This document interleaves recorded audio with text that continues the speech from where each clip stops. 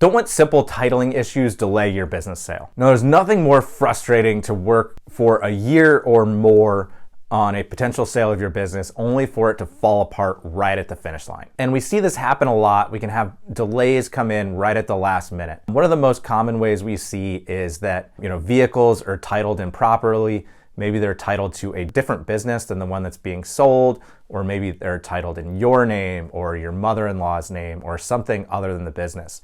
Now that can cause a big issue in a stock sale because all the assets need to be labeled in the name of the company whose stock is being purchased. It can still bring up some issues in asset sales as well. So you want to make sure that everything is titled properly, and you want to look into that at the start of the process because you don't want it to cause issues right at the finish line. And similarly, if you have real estate involved in your transaction, to make sure that everything is registered correctly with the county.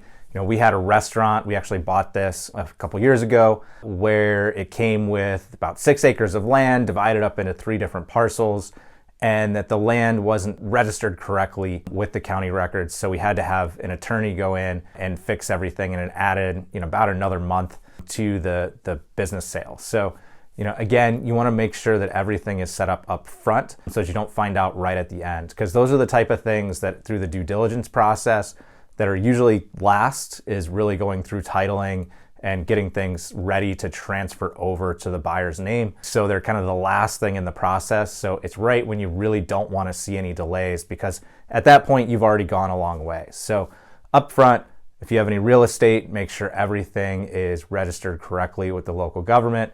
Make sure all your vehicles are registered to the business to make for a smooth closing.